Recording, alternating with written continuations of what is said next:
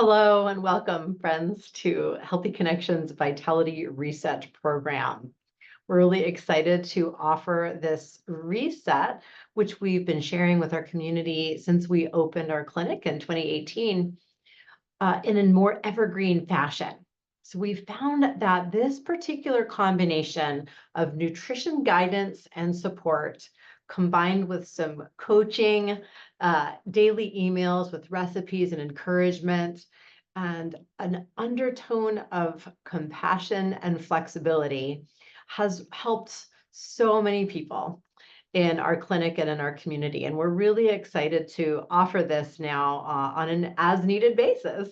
So welcome. Thank you for signing up for this adventure ahead. And I look forward to sharing some things in today's webinar that might help set you up for some success with this program, perhaps answer some of the most commonly asked questions and provide some guidance about how to really personalize such a program to your own needs.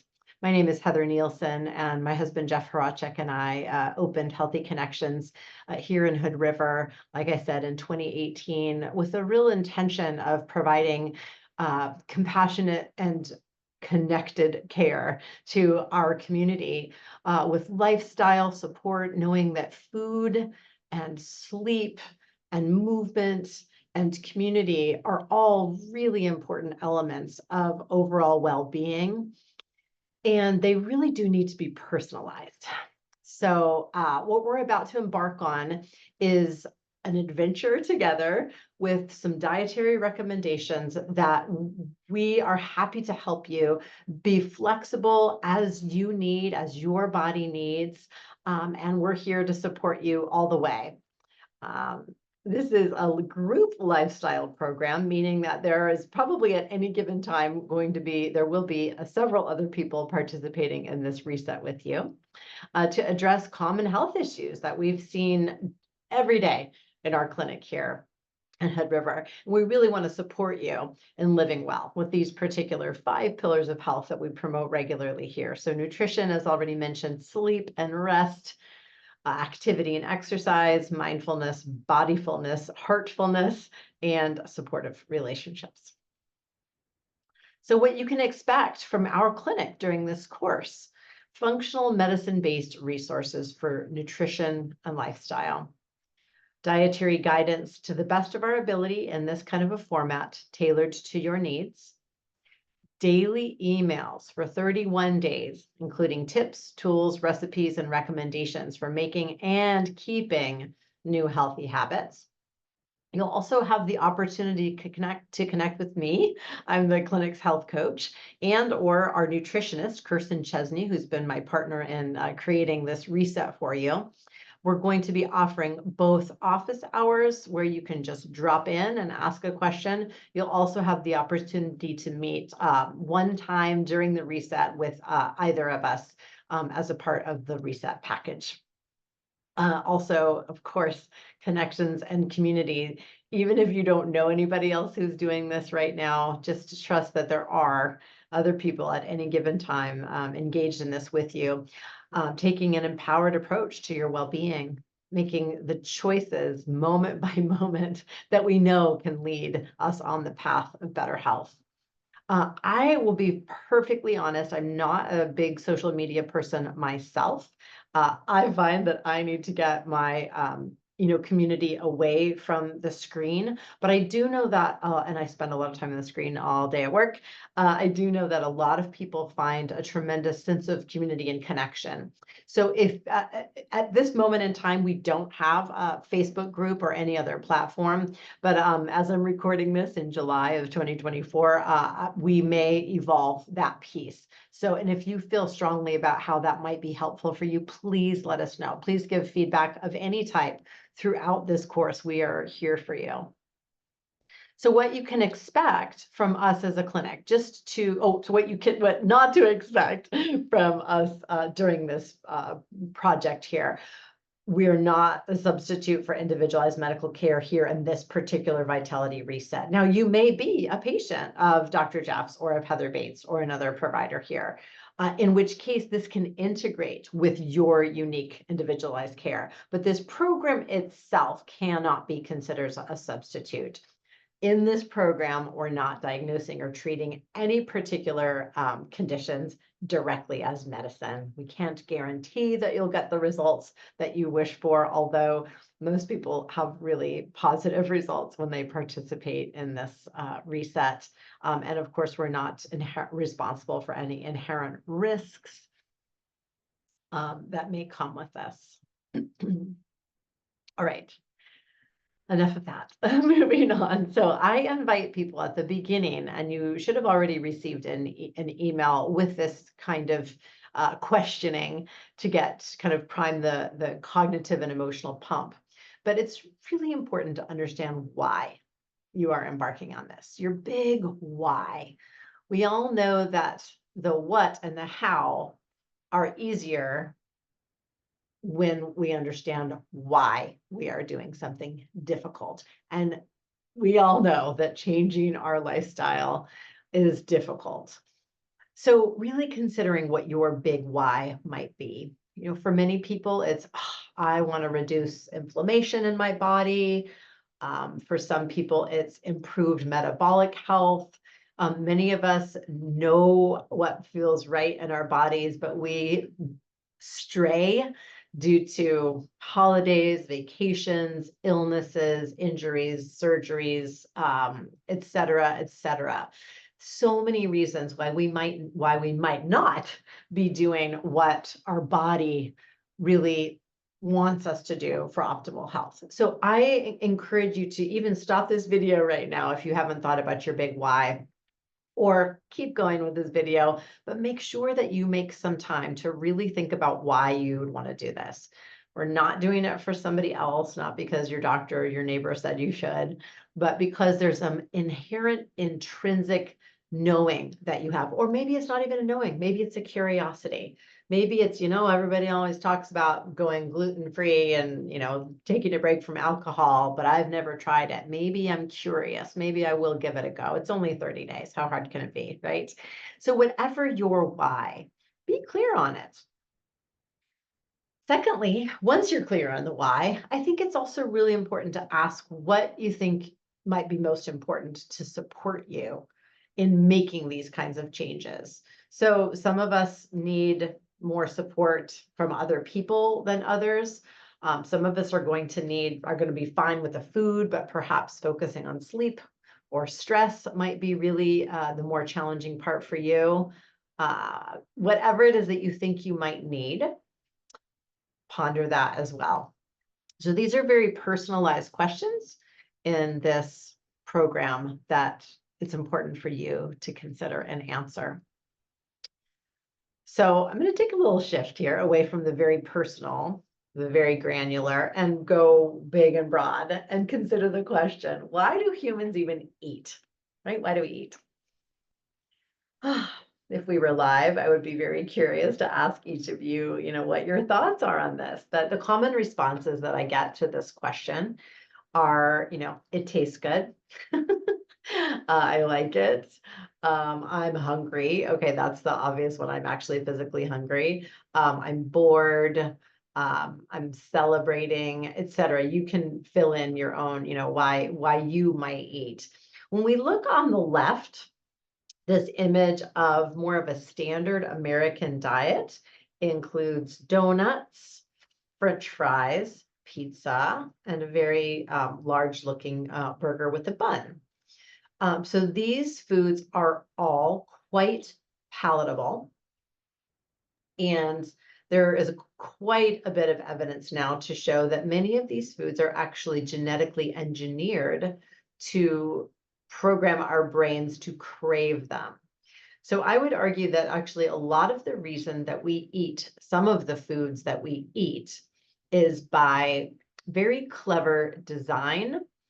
And I don't have any conspiracy things we need to go into right here. People have their own opinions about this but it is absolutely true that many of our processed foods that are hyper palatable and hyper available and quite affordable in our country do work a number on our brains to crave them. So sweet, salty, hyperpalatable foods create addictive patterns, or at least habitual patterns in our body. And they can be really hard to break from if we have been conditioned to eat those foods regularly. So maybe you're looking at that slide and you're thinking, oh, I never eat that kind of stuff. But there may be something in your diet that you notice when you're really aware that there's something that feels almost like it's pulling you towards it.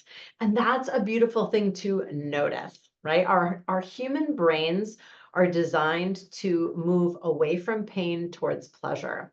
And when we cultivate a relationship and a familiarity with something that provides said pleasure, and definitely foods such as this can provide a very temporary, very high level of pleasure for many humans, it becomes easier to habituate to it.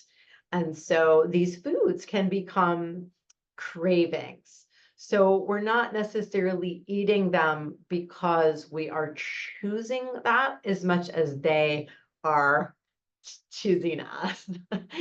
So when we look to the image on the right, in contrast, comparison contrast, we have a selection of beautifully colorful, phytonutrient rich vegetables, berries, alliums, really amazing plants that you can identify as things that have grown from the earth. Okay, on the left, we might loosely identify those French fries as being from a potato, but of course they don't look like what came out of the ground. When we see what we see on the right, those are actual whole foods, and they are all plants, and they are all full of actual nutrition for our bodies, to nourish our bodies and provide fuel to our energy power cells, the mitochondria part of our cells that are all responsible for our energy, and all the way up to the macro level. They nourish us in ways that the slide on the left, of course, those are actually called anti-nutrients. And so if we humans were not designed with this kind of pleasure principle and this movement to be drawn away from pain towards pleasure, and we didn't have all these options, it could be that we would be more likely to crave these foods on the right, or simply to just exercise our choice to eat those foods when we were truly hungry. That's not, unfortunately, the world. Fortunately and unfortunately, that's not the world that we live in. So here in America, particularly. So I think it's important to just recognize that sometimes when we come to a program like this, we are coming already programmed, okay, by our culture, by the food choices that we've been, given, or that we ourselves have chosen for a variety of really, really important reasons just to acknowledge. So it's not always very easy to choose these more nutrient-dense foods. And to take this conversation just a little bit further, I love introducing people to the very important work of Dr. Jan Chozen Bays, a beautiful human person being who has written several books on mindfulness, including a book simply called Mindful Eating. And Dr. Bays introduces us to these 7 different types of hunger.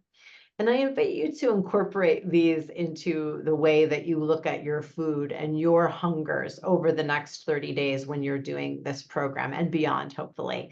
I've found this to be quite life-changing.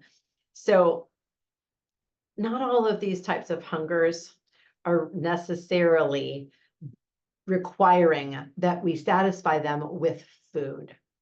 So if we think about mind hunger, literally thinking about food, this is an incredibly powerful type of hunger. These are all incredibly powerful types of hungers. So mind hunger would be an example of, you think about something. And if you think about certain foods that can actually make you pucker or maybe even salivate, for me, that might be dill pickles or, particularly sour lemon, lemonade that doesn't have a lot of sugar in it, things like that, that can literally, thinking about them, start the digestive process. This is a type of hunger. We think about something and we feel or perceive that we are hungry for it. Does that mean that our body actually needs that food right in that moment? Maybe or maybe not. Leave you with questions with these to observe in your own life.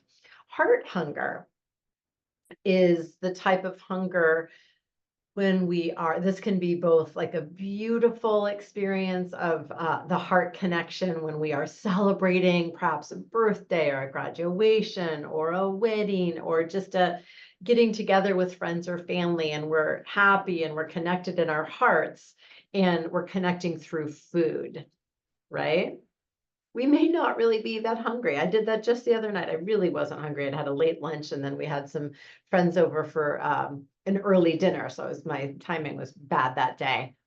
I was so caught up in the joy of the social interaction and the good taste of the food, which is the mouth hunger. I completely ignored my stomach. So even when you know these things, of course, it's easy to be caught up. The other kind or categories of heart hunger, of course, might be more kind of neutral, maybe like bored at work and just kind of needing something, wander to the kitchen or to the break room and eat just to kind of satisfy some longing. There's not really anything other than just a heart hunger. And then even on the other, continuing down kind of the spectrum from more pleasant to more unpleasant, when we're feeling sad, lonely, anxious, afraid, we very often turn to food. This goes back to that biological drive, moving away from pain or discomfort or displeasure towards something pleasurable. So these are real needs and these are real types of hungers, but it's tricky to sort out. Do they really require food to satisfy them? And is that the wisest choice?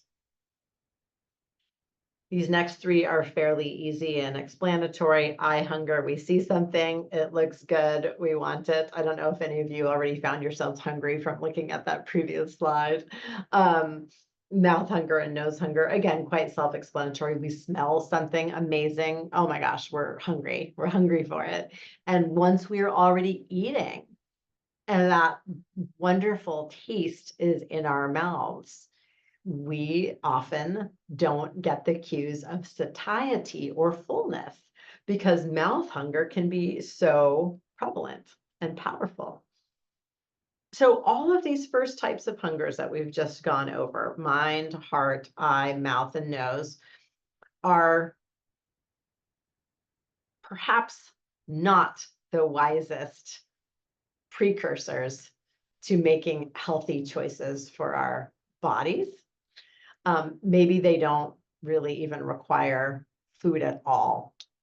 Perhaps with a heart hunger, what we might really need is a hug, a phone call, a dance party, or a nap. Mind hunger, we might just need to wait a minute, or say mind, eye, mouth, and nose hungers. I would say all of those can pass relatively quickly if we acknowledge them, recognize them. Oh, wow, look at that. I seem like I'm hungry, but I don't know if I really am. So it can be just as simply waiting for that wave of desire, really, to pass. When we get to stomach hunger and cellular hunger, these are our body's physical signals to us that we are truly needing food nutrition. So that's who everybody knows, probably most people know, the gurgling of the stomach or the hunger pangs that the stomach can provide for us.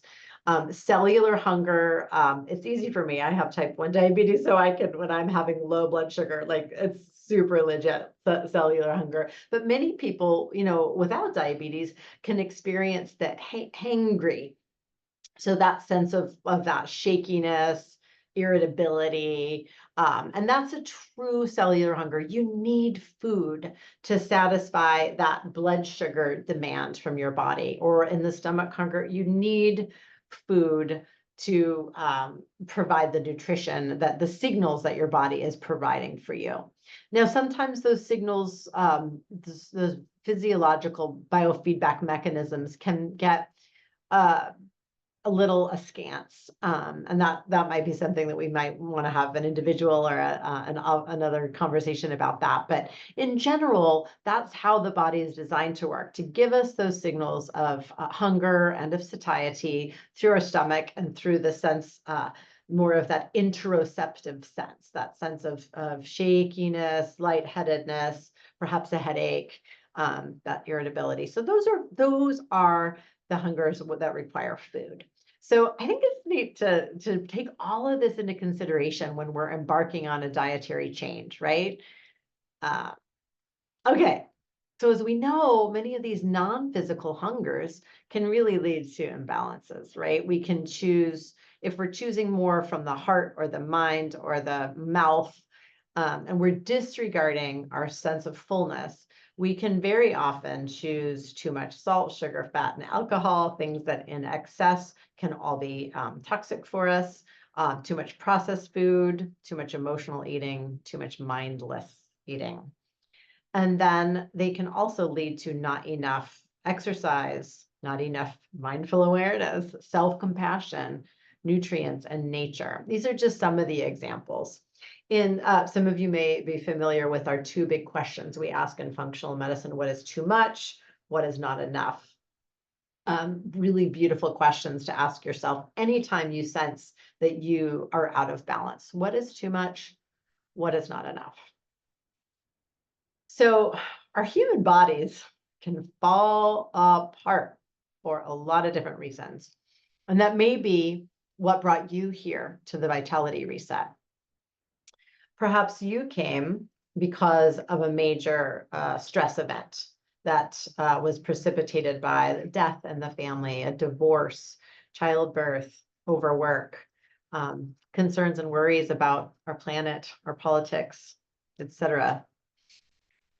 Excessive stress can lead to adrenal exhaustion. So our adrenal glands produce adrenaline, which is, of course, designed to help us stay safe in very acute, stressful situations.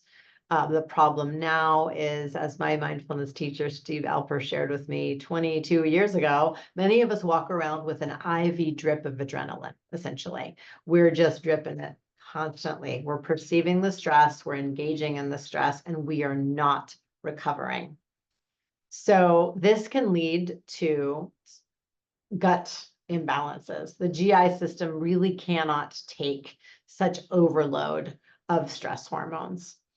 Sometimes we then are more vulnerable to gut pathogens that might be acquired through food or through contaminated water, such as parasites or bacteria. It can lead to food intolerances. So many people these days have so many food sensitivities that are really legitimate, and that can often be a result of, or a cause of, or both, something colloquially referred to as leaky gut, also known as intestinal permeability. And there's ample research in all of this now. These are not hypotheses, these are facts. And with gut disorders, toxins can build up in our bodies. And we're all exposed to them. Our bodies are designed to detox. We detox through sweat, through urine, through bowel movements. Our bodies know how to detox, but sometimes they get overwhelmed.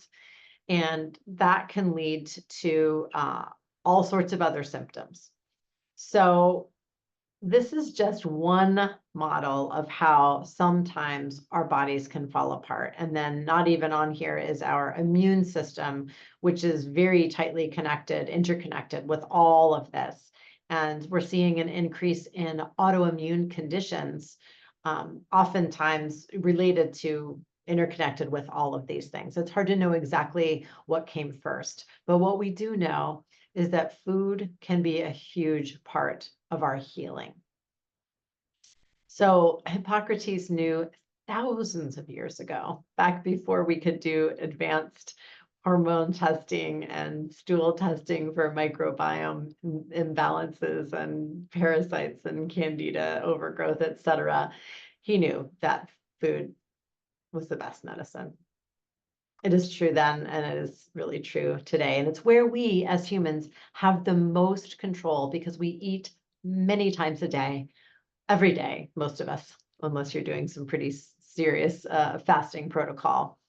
So food, this is where we have some control, and this is what is at the base, the foundation of this Vitality Reset program. So our approach with this reset is really a combination. I would call it, it's a modified Mediterranean program, paleo program.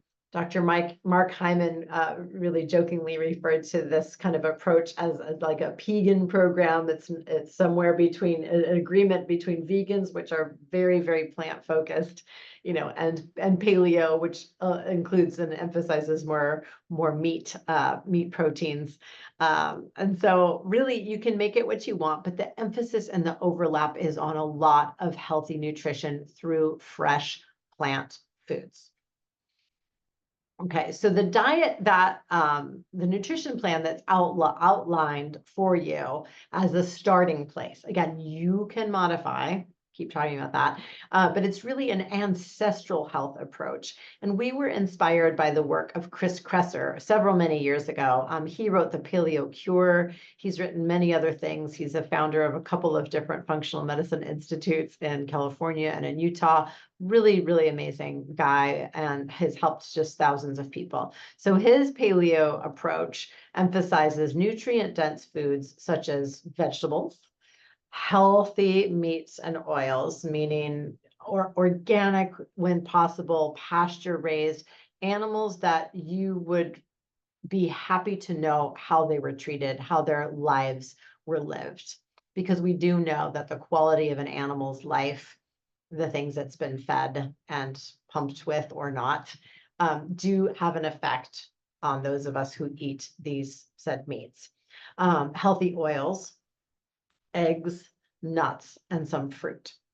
Now, that all sounds so good, doesn't it? What it eliminates is where it can get a little bit hard, is sugar, processed foods, and there are definitely some caveats with that, alcohol, 30 days, can do it, legumes, which can be gastrointestinally and joint-wise inflammatory for a number of people, depending on what's going on in your body, grains, gluten-containing, and others, as well as dairy. But is it okay not to follow this exactly? And of course, there's so many different ways to personalize this. And so if you come to this program and you're like, oh my gosh, I haven't eaten meat in 10 years, like I can't do this, I would invite you to consider that you can. And in your case, legumes would be something that you would want to keep in the program. And I would invite you to consider, are you open to eating some fatty fish, such as salmon, mackerel? Is there any openness or flexibility in that? And if not, that's okay too. This program does invite people to eliminate soy as well. I didn't say that there. There's you hopefully have received in your email a more detailed list of what the nutritional recommendations are. So for somebody who's really committed to not having any animal products whatsoever, this might be a little bit trickier. But for the people who are like, yeah, I like meat, I'm good with meat, I'm especially, eggs, chicken, whatever. There's definitely a lot more here for you. Now, there are all sorts of different ways to modify diets depending on your particular health goals. Somebody who is really struggling with autoimmune conditions may want to consider a pretty significant dietary approach. So it's called an autoimmune paleo approach. I would encourage you to reach out to our team individually if that's something that you're curious about.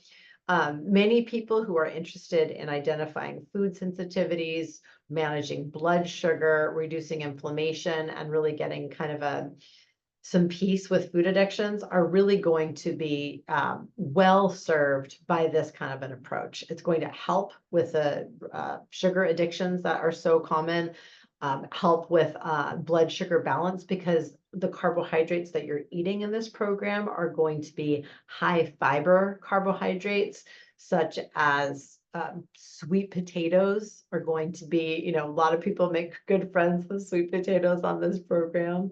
Quinoa, which is really not a grain, actually, it's a seed, and it's got protein and fiber and fairly low carbohydrates. So it's really a great program for blood sugar too. So modifications, pros and cons, there are some things that I say, if you could, at the very minimum, take out processed sugars, excuse me, alcohol, and gluten. If there are only 3 things that you can eliminate, those would be the big 3. Excuse me.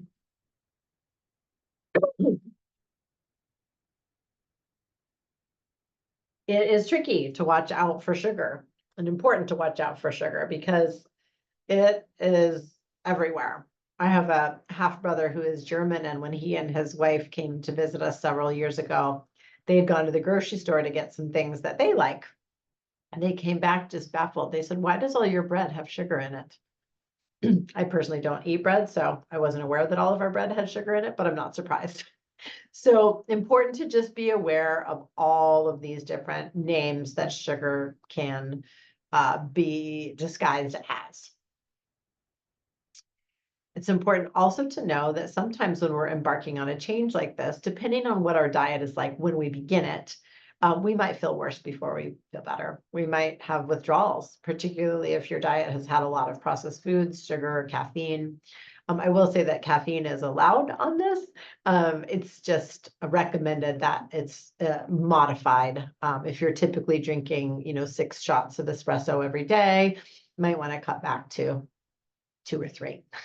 And of course, we want to, if you're a creamer person, you'll want to be thoughtful about what kinds of milks, if we're going non-dairy, which is what, again, the kind of foundation of the program is non-dairy.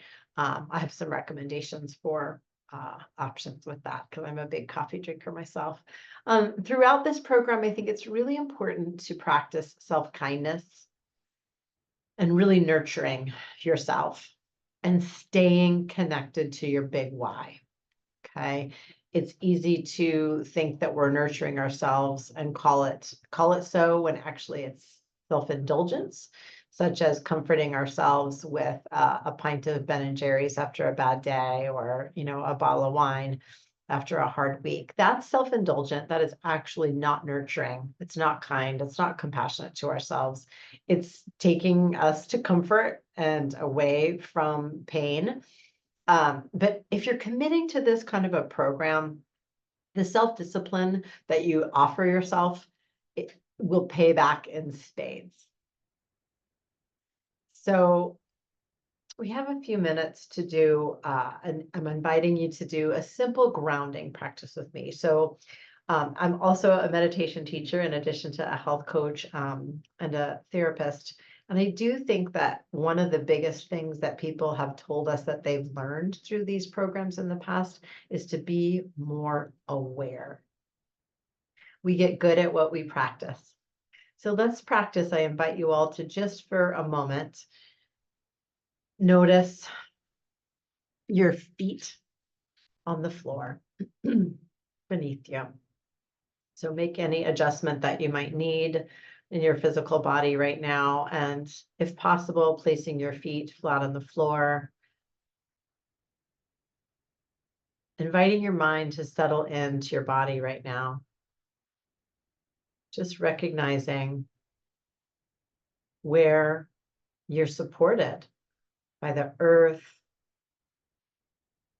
by the chair or furniture underneath you. Sensing into gravity.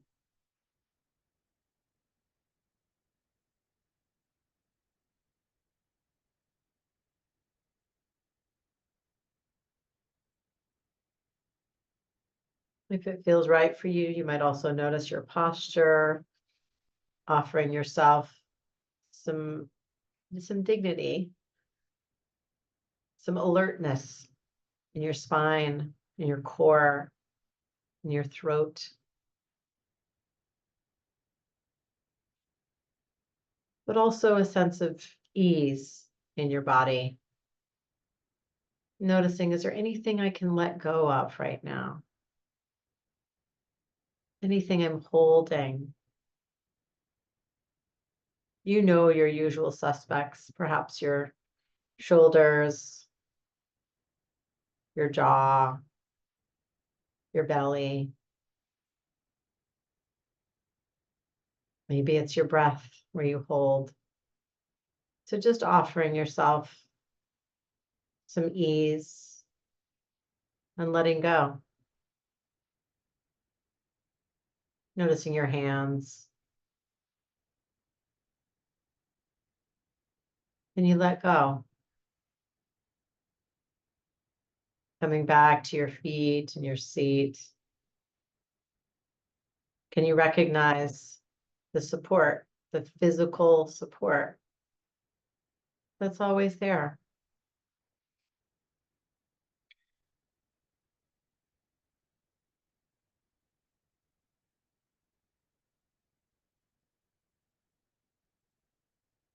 You might even check in with your stomach right now, your belly area, to notice if there's any sense of a physical hunger there. Just being curious. You might also notice if there are any of the other types of hungers that are present for you right now. Is your mind hungry? Your eyes, nose, or mouth? How about your heart? Just noticing. We don't have to change anything, judge anything, fix anything. We're just noticing.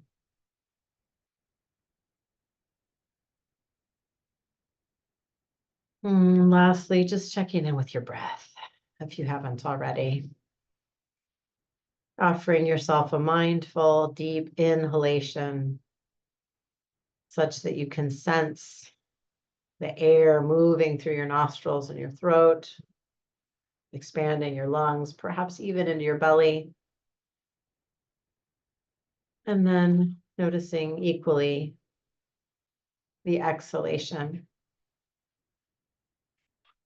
This spirit of life that moves through us always is one very common place to put our attention when we're needing to just check in with the present moment.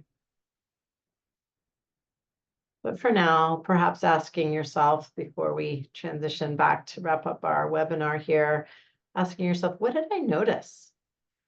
What was pleasant for me in this brief practice? What was challenging? No judgment. What was pleasant? What was challenging? And then what can I take with me from this practice as I'm embarking on this adventure, this vitality reset adventure? How can awareness perhaps help me?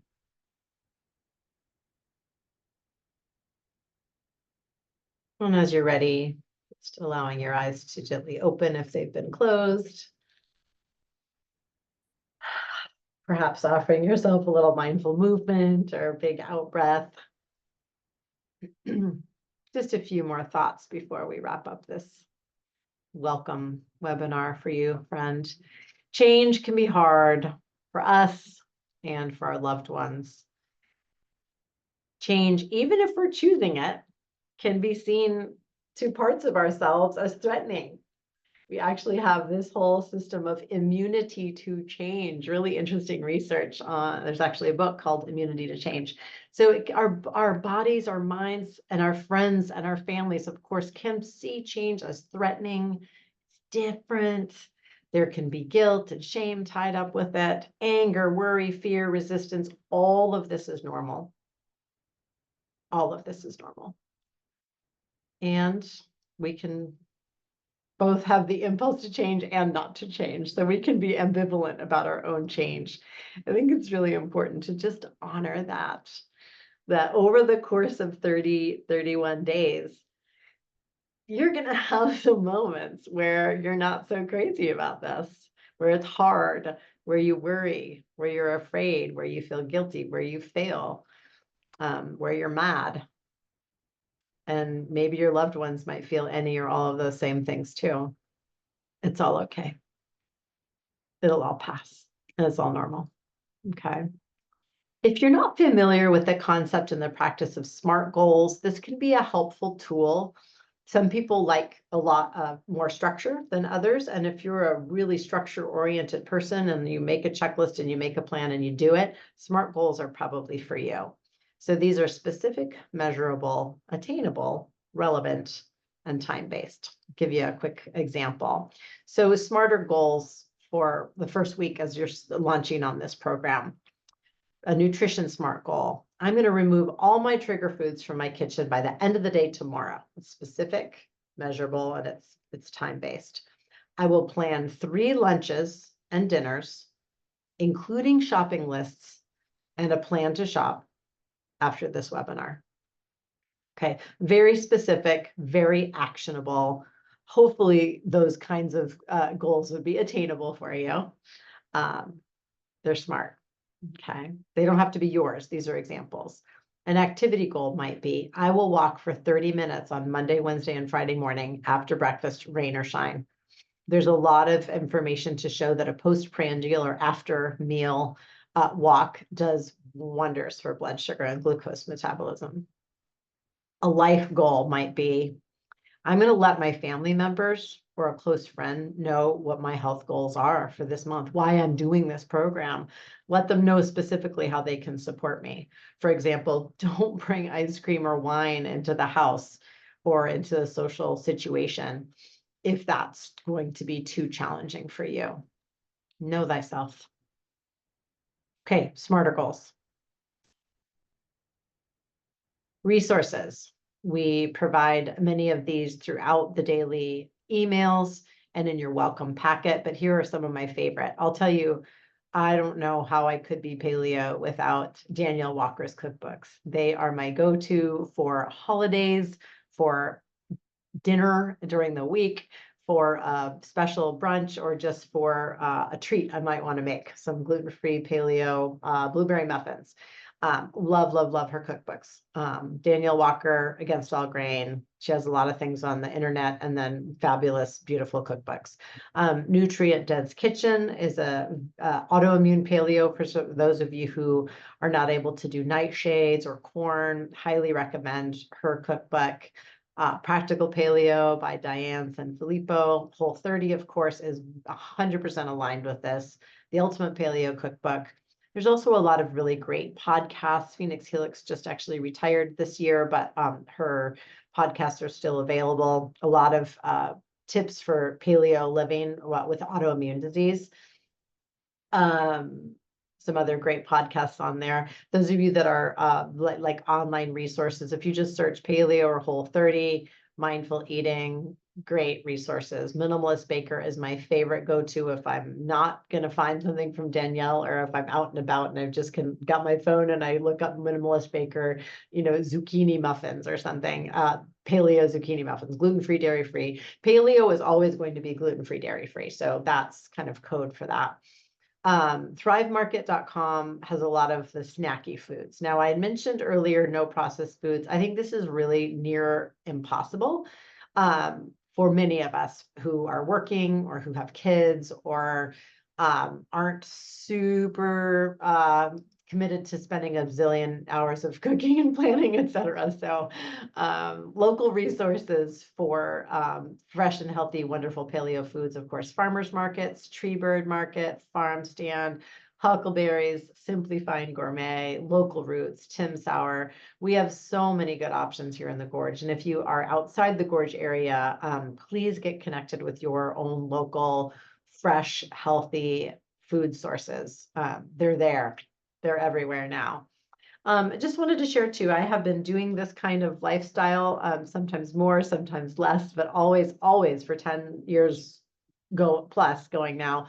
I've not had gluten or dairy for all those years. And so I feel like I live basically a paleo lifestyle most of the time.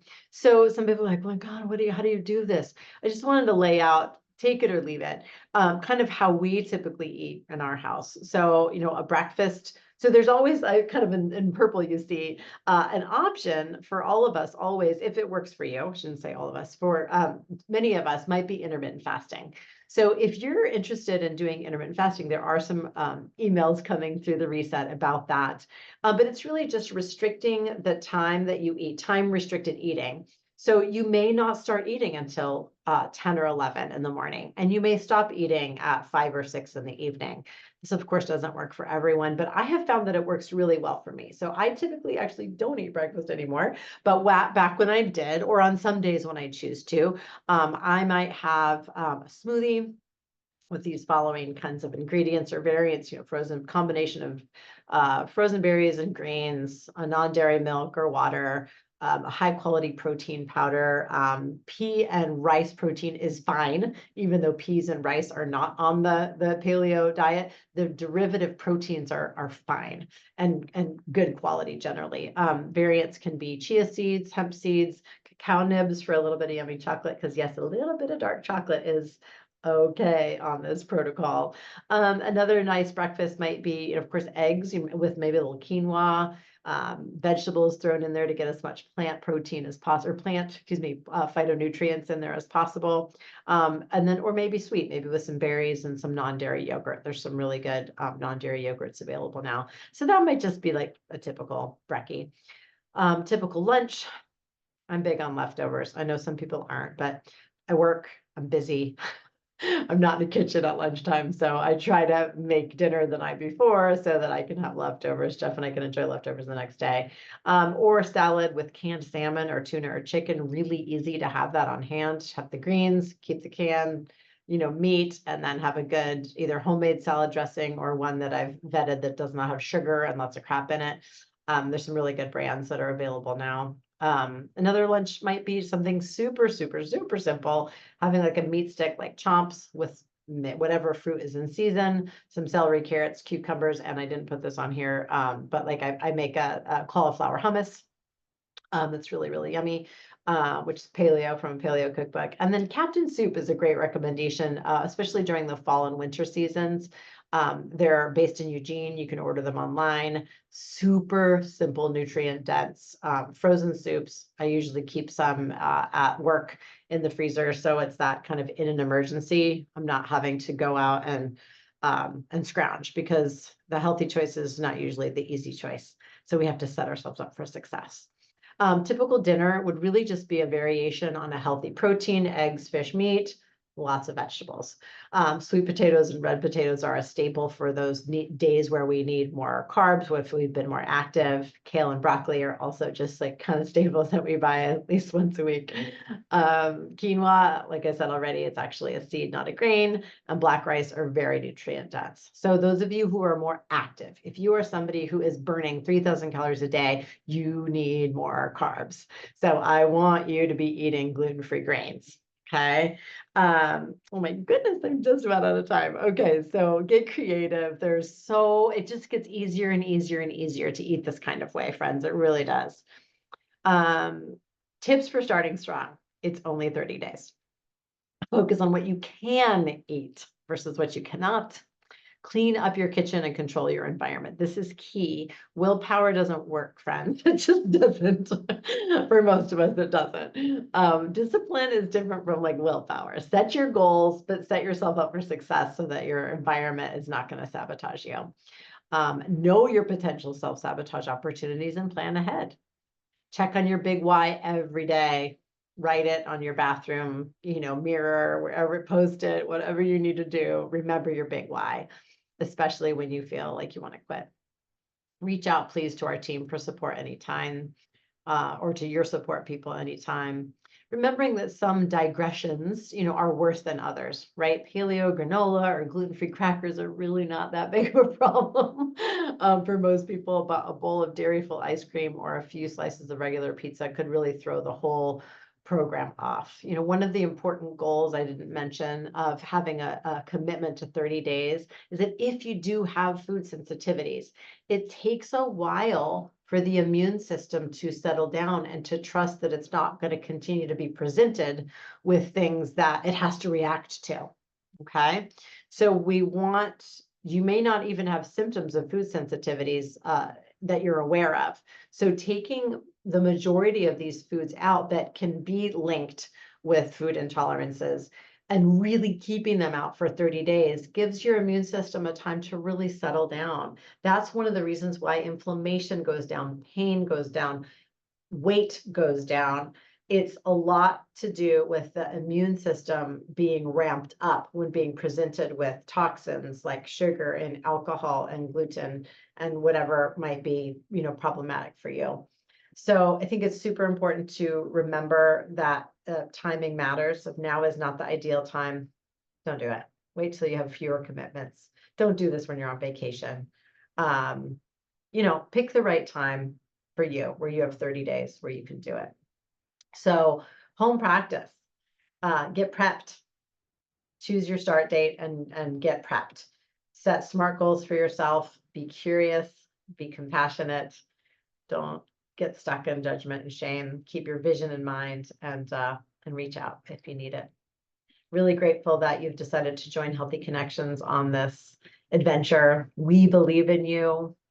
We believe in this program. We know it's helped a lot of people, and we hope that it helps you to move along on your health goals as well.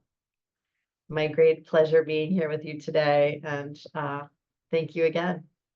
Good luck.